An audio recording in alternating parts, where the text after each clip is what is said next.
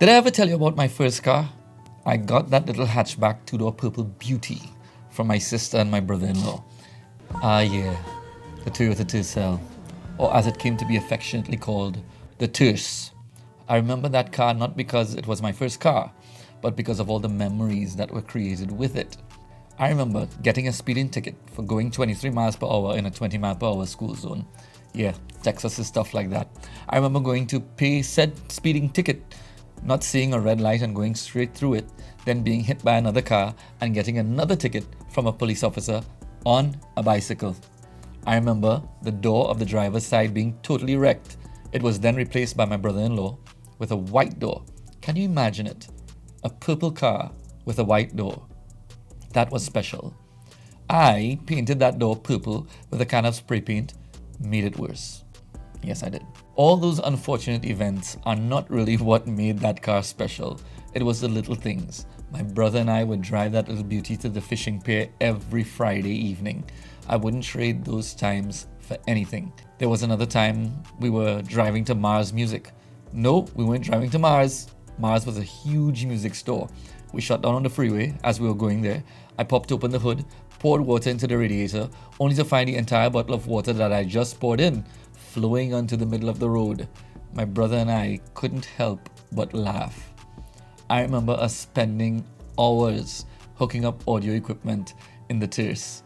We couldn't afford Rockford Forcegate or Kenwood equipment, but we could afford Rockwood. Those were great memories, some seemingly insignificant, but they are great memories nonetheless. So often we overlook the little things that create memorable moments and bring us so much joy. I know that contentment is internal, but you must be able to recognize those things that simply make you feel good.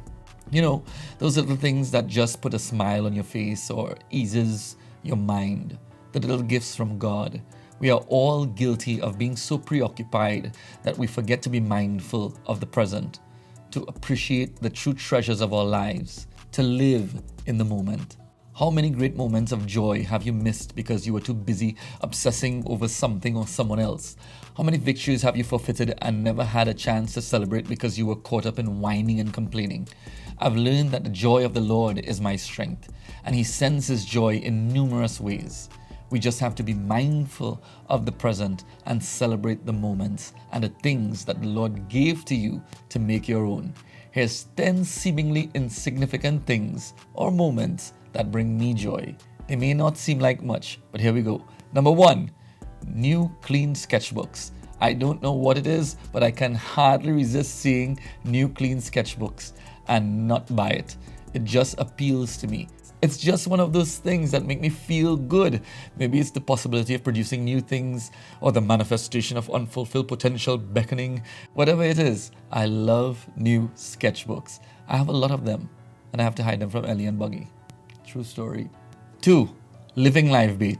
Another weird thing that makes me feel good is healthy live bait. For some strange reason, when I go fishing and I catch live bait, I put them into my bait well. It makes me feel so good to see them thriving, swimming, and just living. That's why I keep checking on them to make sure that they're good. I know it's weird, but at least I know what makes me happy. Number 3, Amazon packages. I love receiving Amazon packages. Just packages on a whole, actually.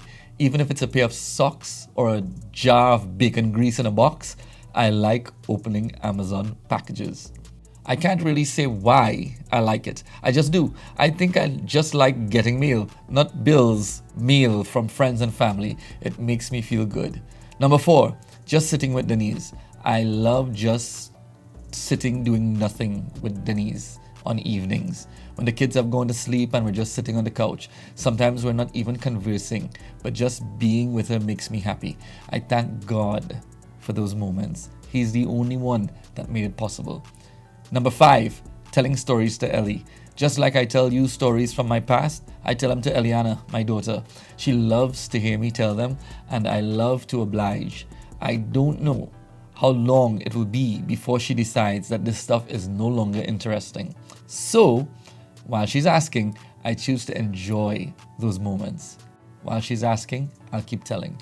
Number 6, fishing with Jesh. I love fishing, but I especially like fishing with Jeshua, my big son.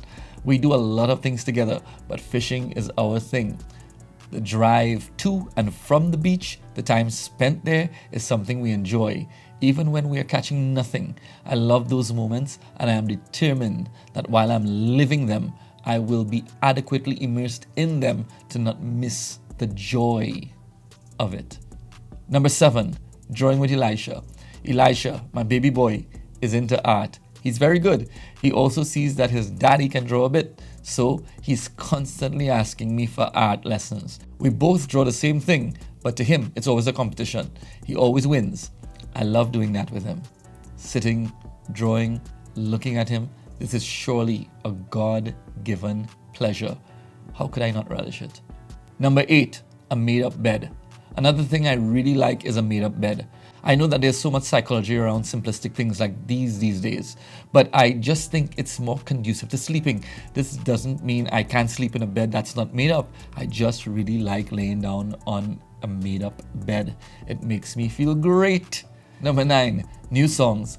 Now Joshua is a music prodigy. The kid is a genius with music. From the age 2, we knew he had a gift. Now he produces music that most 15-year-olds can only dream of producing. I really enjoy listening to the new music that he makes. Every time he plays me a new song he made, I feel good. I love those moments. I don't know how long again it will be before he stops saying, "Dad, listen to this." So while I have this pleasure, I want to live in those moments. Number 10, Sunday evenings. I particularly enjoy Sunday evenings. Don't get me wrong, I love Sunday mornings as well, but Sunday evenings are like a huge release. They're relaxing and energizing. After doing all that we do during the week to prepare for the Wednesday and Sunday services, Sunday evening comes as a cool time to chill and relax. I enjoy those. Now, life cannot be filled with only good moments. Neither should it be filled with only bad. It will surely seem more bad than good if you never stop to enjoy the little things. If you are struggling to compile a list like this, that may be a good indication that you're missing some pretty sweet moments in your life. Stop. Take stock. If you compile a list, post it in the comment section.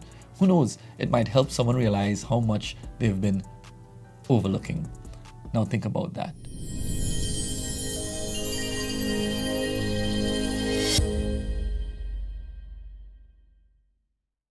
Guys, I hope you enjoyed this video. If you didn't like it now.